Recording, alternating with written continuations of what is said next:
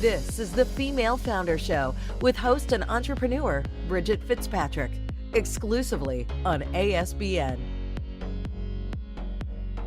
Hello, everyone, and welcome to this episode of the Female Founder Show, where you will hear inspiring stories and advice from female entrepreneurs to help you build and grow your business.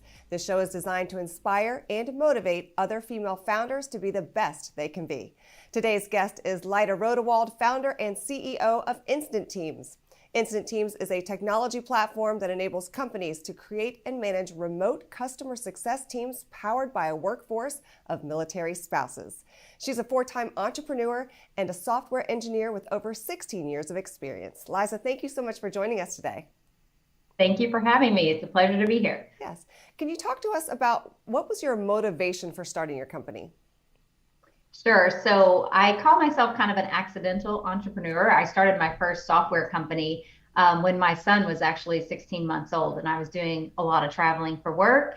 And I wanted to kind of have a little bit more flexible lifestyle and time on my hands. And so I went to my first company I worked for and pitched becoming a consultant for them and started my entrepreneurial journey there. And then that really took off and really started to get my creative juices going on creating companies and being in that entrepreneur space. And now with so many people working remotely, talk to us about the impact the pandemic has had on Instant Teams. Sure. So the pandemic, while a terrible thing for us all to have to go through, has really accelerated the timeline and companies adapting remote work, which is really great for especially women in the workforce in this kind of an environment, having to juggle multiple things, families, schools, daycares, being out, those types of things. And so seeing the industry adapt so fast, I would say it sped up that timeline by at least 10 years. Yeah. And especially in government and healthcare, some of the slower moving industries really had to adapt overnight, creating a lot of opportunities. That's great. Now, can you describe your leadership style? Is it different from men that you've worked for or with in the past? Yeah, my leadership style is very, I think, visionary and hands-off. So I love the creation parts of what I love about being an entrepreneur, finding problems, solving problems, really being creative, but empowering people to also have that kind of same leadership style within my team so that they can really take ownership of things. Like ownership is one of my main core values. I think growing up in tech, so I've always been in tech since I graduated college. So I've always been predominantly around men in the workforce.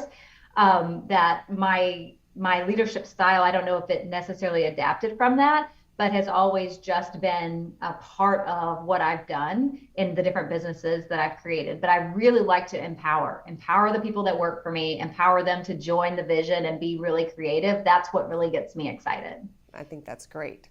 Now, for those women out there thinking about starting a business, what advice do you have for them?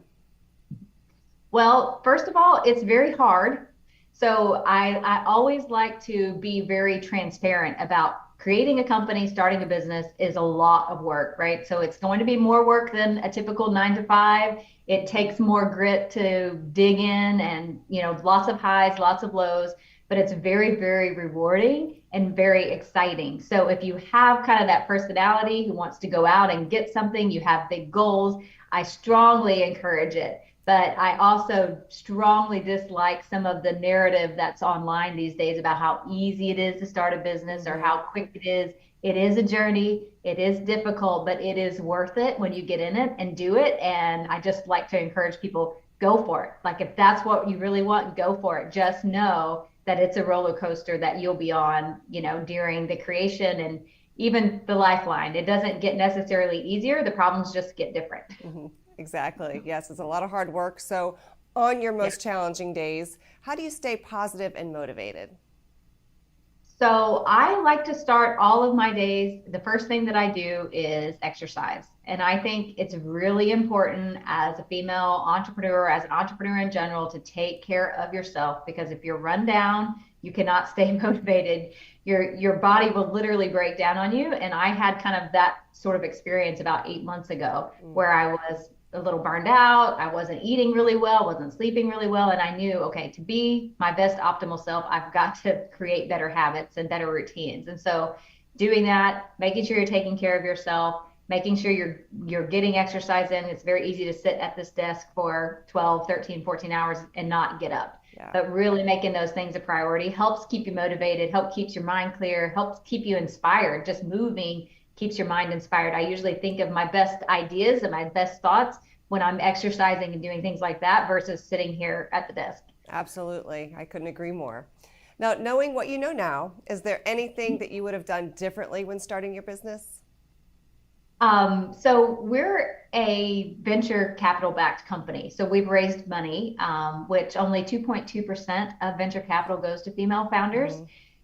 So it is a different road that a lot of female entrepreneurs don't go on. And there's a lot of things I learned early on that I would love to take back now and go redo. So what I'm doing instead of that is like helping other female founders in the same stage about to raise money. Okay, here's some things to look out for. And here's some things that I didn't really understand at the time, but now having walked through several rounds of funding, it becomes very apparent, right? So just pouring those kind of lessons back. Definitely nothing I would completely redo, but just some little lessons I've learned along the way that if you've never done that before is hard to really understand until you walk through it. You see the numbers all translate and then you're like, oh, okay, that is how that works. Next time I'll know not to do these three things. So really just helping some other female founders like watch out for those types of things. Yes, and learning from those mistakes. That's great advice. Can you recall a time when you might have been treated unfairly because you're a woman? These are always interesting questions to me because I did grow up in tech, right? And so I've always been, I guess, a little confident and self-assertive in situations because you just kind of have to be when you're in those kinds of rooms. But I do remember specifically when I was working as a software engineer, I had was talking to another male colleague that I actually got the job for at the place we were working for, and found out like he was making like $15,000 more or so than I was. And so I just went straight into my manager's office and I said, hey, I should be getting paid X, he's getting paid X, and I got a raise, right? So I think also being aware that those things happen is important for women, and to not be afraid to ask for or to confront it if you do see it is really important. So there's a few little episodes that I can kind of mark along my journey, but just having the confidence to address it, I think is really important. That's very important. I think in my early days of being an entrepreneur, I was a little bit more passive, but over the years I've learned you really do have to speak your mind, say what you're thinking, and if you want to get what you want, that's the only way. So great advice there. Yeah, now, in your opinion, what are the qualities of a good entrepreneur? I think one of the main qualities I usually talk about is mental stability. Like if you are going to go on the entrepreneur path, make sure that your life feels pretty stable in any aspect that you can actually make it stable in, because it is so much of a roller coaster. Like you can literally have the highest of highs and the lowest of lows within a 30-second to 30-minute interval, right? These things happen very quickly. So having just that grounding force in your life is really important going into that stage. So that's one of that mindset of just steadiness as things fluctuate is a really important skill set to hone, to make sure that you have before you kind of start that entrepreneurial journey. Awesome. You're doing great work, so keep it up, and congratulations on your success. Thank you so much for joining us, and we look forward to maybe having you back for a recap later on. Sounds great. Thank you so much for having me. Thank you. This is the Female Founder Show with host and entrepreneur Bridget Fitzpatrick, exclusively on ASBN. If you're a female founder and would like to help other female founders with your inspiring story, we would love to hear from you.